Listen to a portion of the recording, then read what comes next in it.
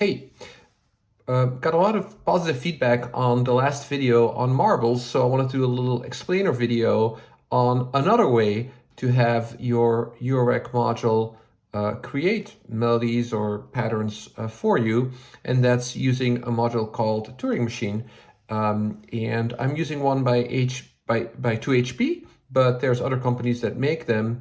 And Marbles itself is kind of a really fancy Turing machine. So I'll explain Turing machine, and then we're going to make music with it. So I'll also be using a little sequencer to generate triggers, signals to generate sounds, and a quantizer to make everything map to a scale. And then we need something to generate music, right? So I'm using what's called a voice for that. Normally in eurorack, when you are making music, for the sound generation, you're typically going to use a thing called a VCO, an oscillator, which is something like this. That's to generate notes. Then you're going to use an envelope generator to decide the amplitude shape of the thing. You know, like when you tap the keyboard, does it come out tick tick tick, or does it come out tee tee, or in some other shape? And then we'll use an amplifier to apply the envelope to the notes each time a note is being created. So that's 3 modules and a lot of cables, and takes up a lot of space, right? So being lazy, today we're just using what's called a voice. I've got 2 of them over here, the 2HP plug, which sounds really pretty, and I've got another video for that. And also I've got a drum machine voice here called Basimilus Iteritas Alter. I'll be using that today. And the difference between a voice and an oscillator is that with a voice, you just need the one module and it does everything for you. So you don't need an envelope generator and an amplifier or VCA. It's all in there. So that makes life a little simpler, in our case, a little cleaner. So that's what we're using today. I'm bringing in a clock using this MIDI module.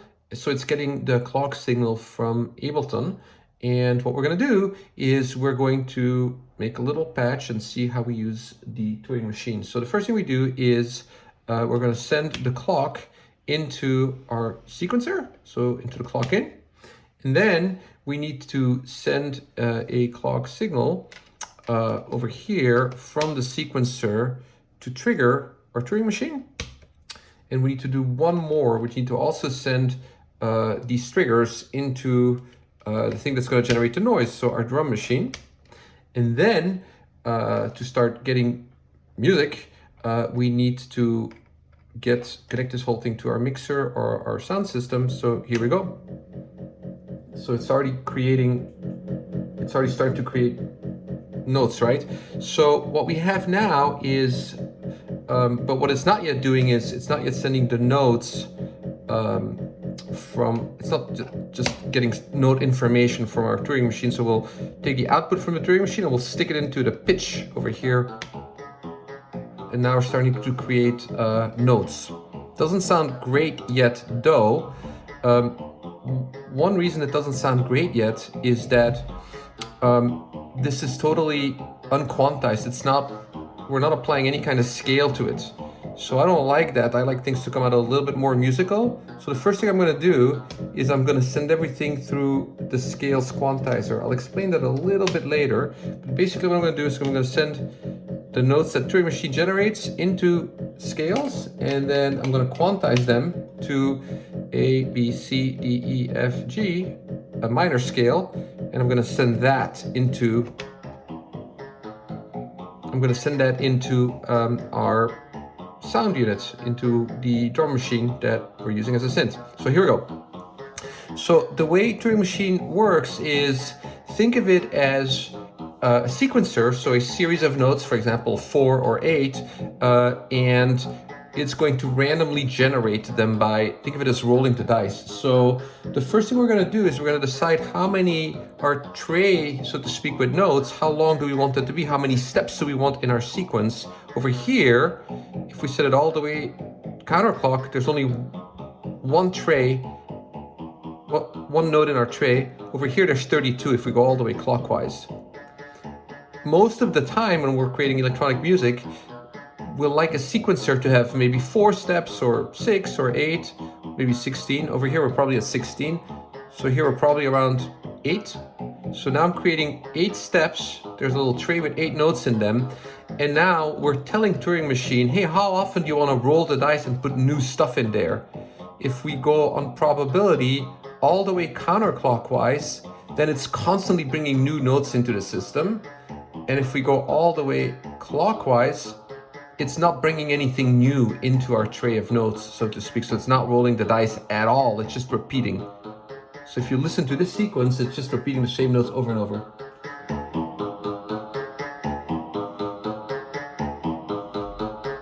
Sounds like it's about maybe 8 notes or 10 notes, our sequence, so we can even make it smaller, right? We can make it shorter. Now it's super boring, right? Because no new notes are coming in, so we can let some new notes in. Every other note is going to be a new note, so there's like a 50% chance that it rolls the dice and brings in a new note into our sequence of 4 steps or so. And if we like what we hear, we can just freeze it. Not very interesting, right? So let's not do that right now. Then over here, amplitude is what this is the range of notes that are being generated. It's in eurorack speak, it's 0 to 5 volt, and we know that the standard is called 1 volt per octave. So when we say it's a 5 volt range, that means a 5 octave range. So in this fully clockwise position, it'll roll the dice and bring out notes, voltage, that can be all the way across 5 octaves, which is a lot. You know, that tends to be a little bit hard on the ear when it's randomly generated. So maybe we'll do this. This will be more like 1 octave. So now let's see if we can find a little sequence that we like.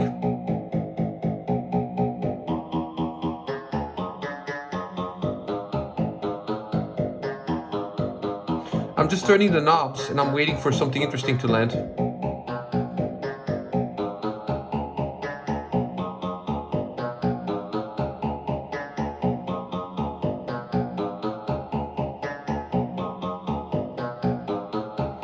That sounds all right. We'll do that for now.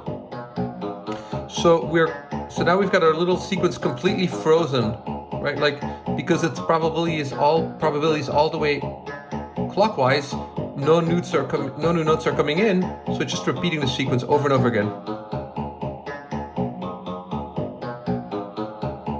So we let that run. Now the next thing we might want to do is, to make this thing sound better, is let's go ahead and find a scale that we like. Right now, the scale we're using, that we're quantizing this against, is the minor scale, right? A, B, C, D, E, F, G. With the Intellijel Scales module, I can change my scale. And these are the banks, these buttons on the left here. This 5th one over here, that's the World Bank. And then over here, I got a bunch of scales. So let's just try a scale and see if we like what we hear. So basically right now I'm fishing for a scale I like.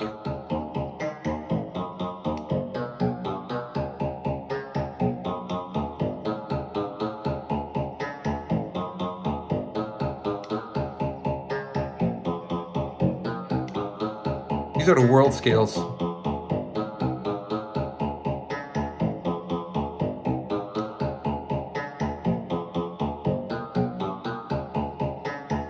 I'm gonna mix it up a little bit over here, let in some new notes, see what happens.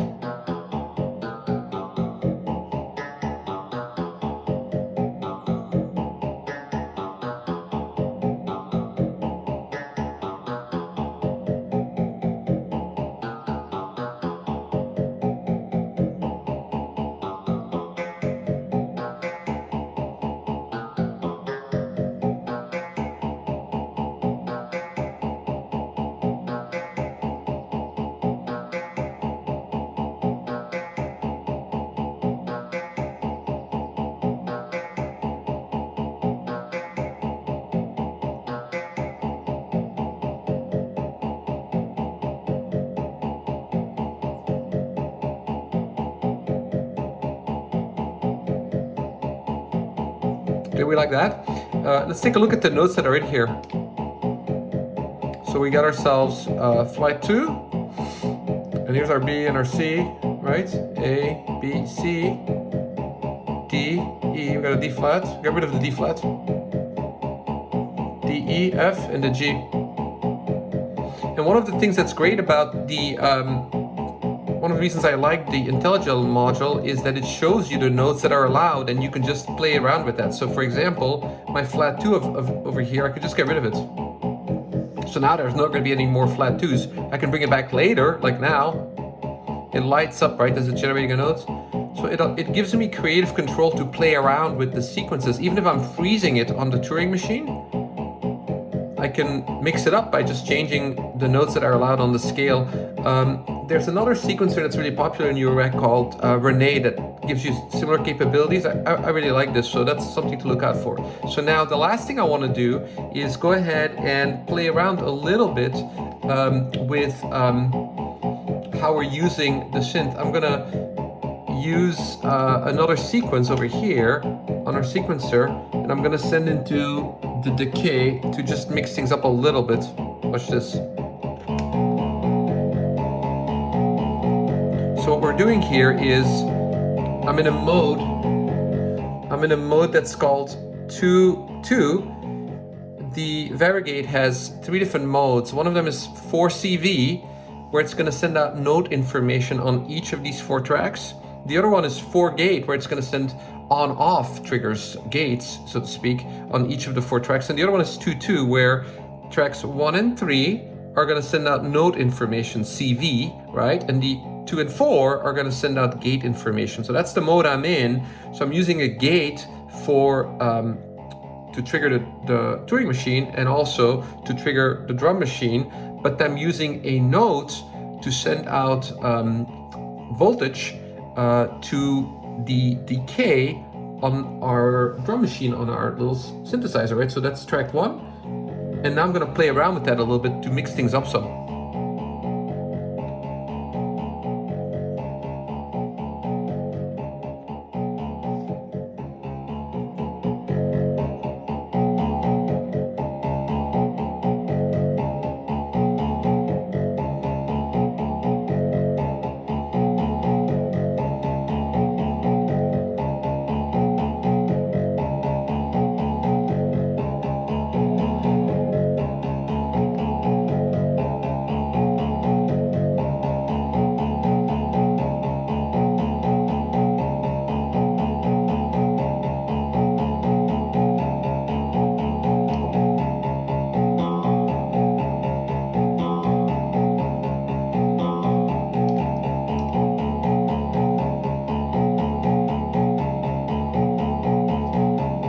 The other thing I can do is let's take a look at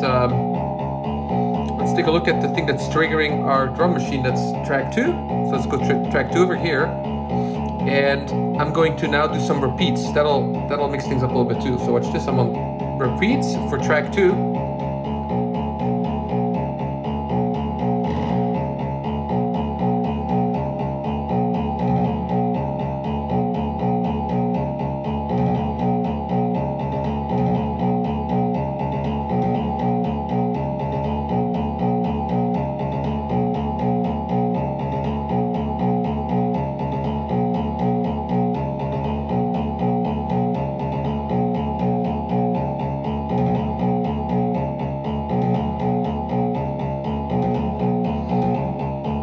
Skip a few by turning the probability on some of these things off.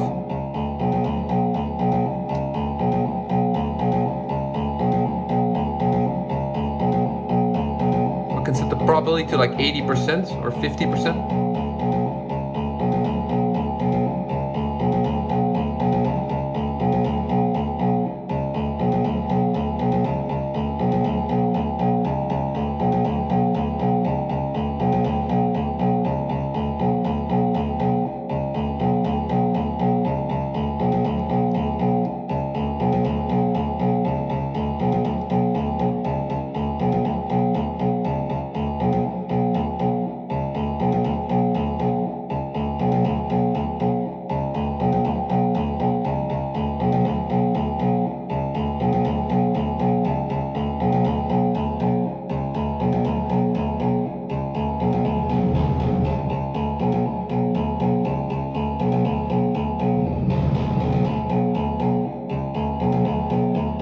I'm playing around with my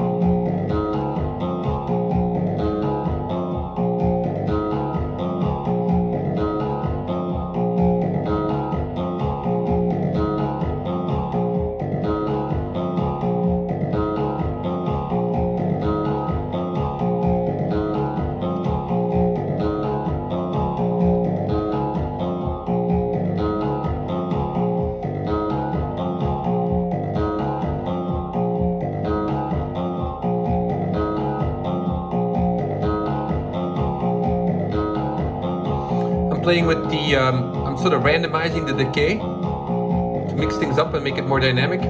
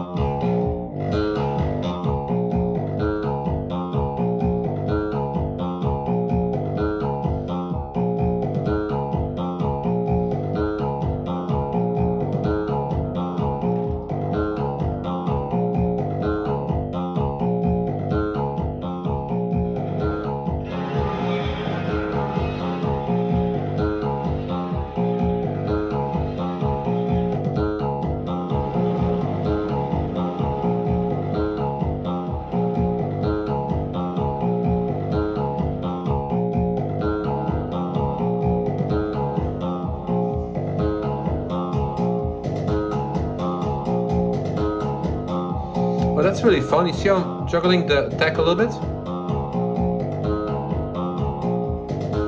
I'm still getting the note information out of the drum machine, but now it sounds like there's like a snare in there too. The kick is coming from Ableton. That's just a 909 kick or something.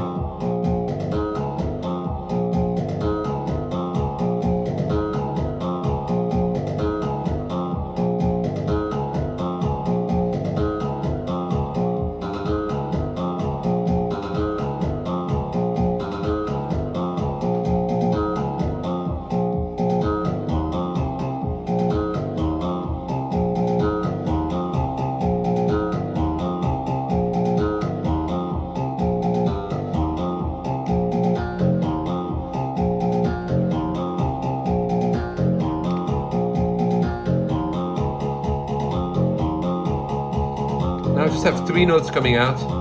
Mix things up a little bit. Bring the 4 back in. Flat 2.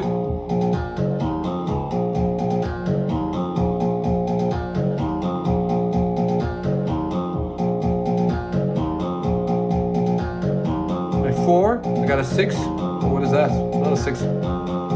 Here's my 6.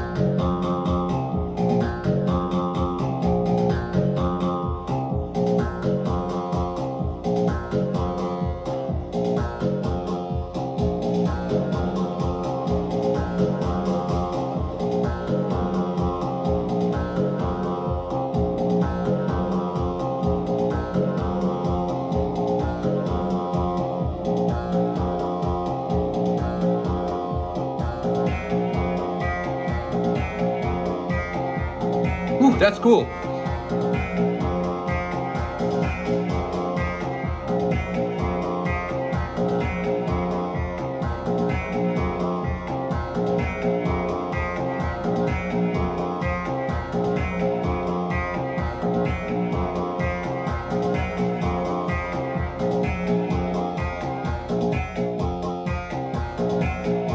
Play around with the big sky off the side.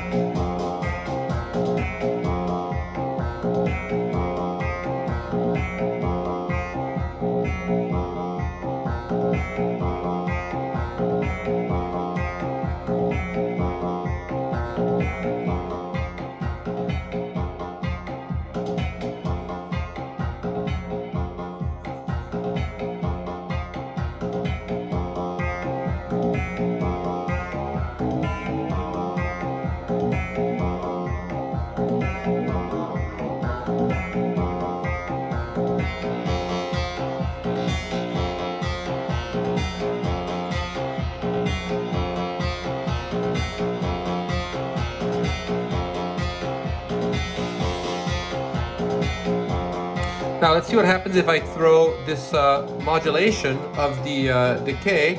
If instead we send all that on the attack, since we're getting so much fun over here. Let's see if that messes things up. That's working pretty good.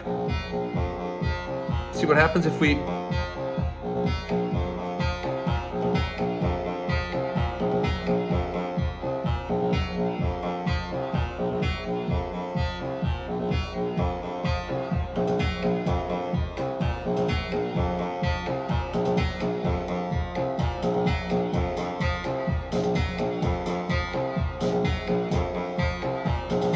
But this is really fun.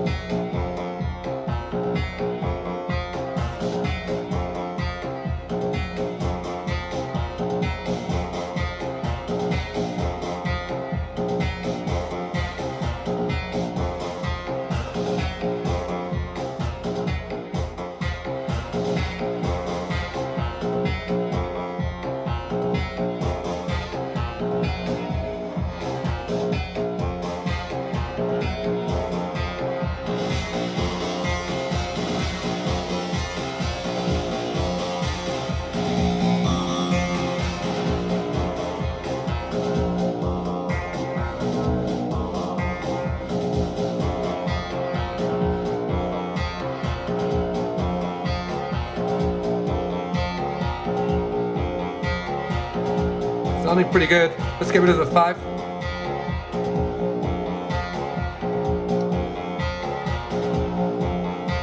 So all I got now is 1, A, B, C, D, E, F. I got a 1, a 4, and a 6.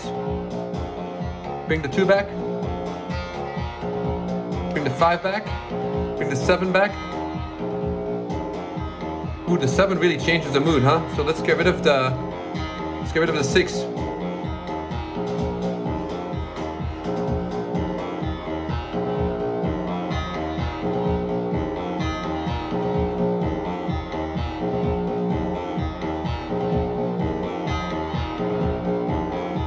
I'm playing with the attack, right? Since that's the one that's giving us so much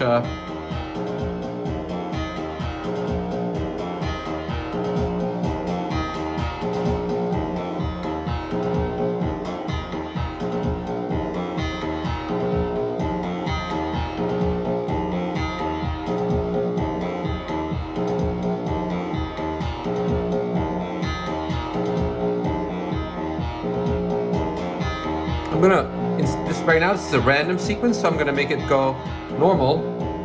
Just have a little bit more control of what's going on here. Back to note.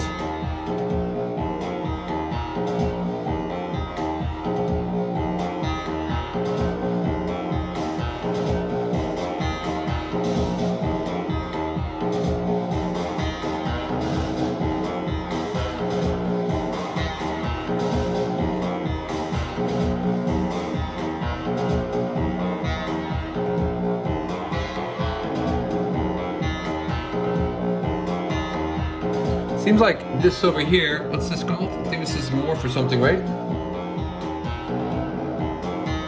Very FM, right? It's very aggressive, jarbles up the sound, so we're gonna do it at like 1 note.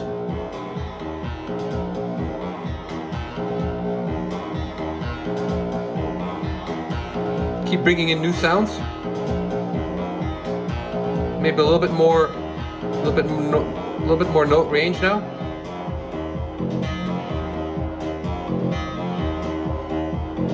Walk it again.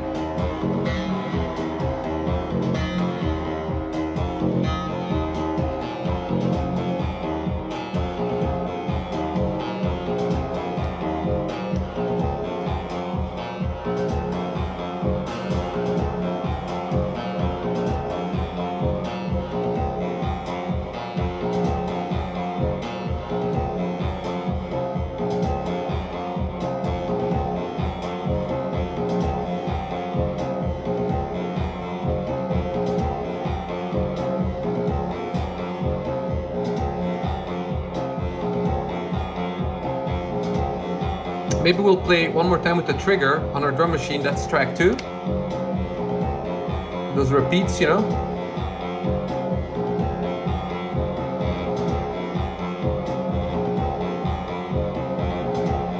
A whole bunch.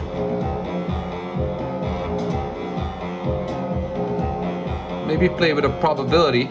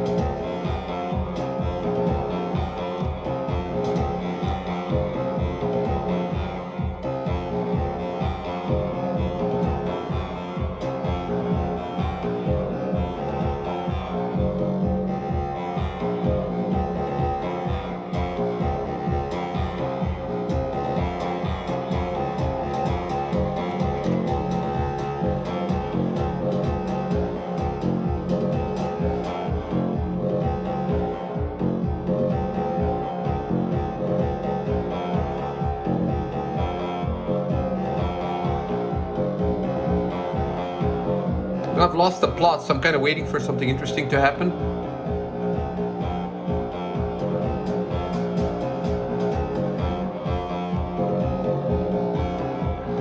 This definitely happens to me. There's usually it takes me maybe 10 minutes of playing around until I really land in a groovy spot, and then I keep jamming, and then at some point, I don't know if it's me that runs out of ideas or one way or another, it just sort of loses the plot and it's no longer interesting. So I just hit that point, so I'm probably gonna wrap up now.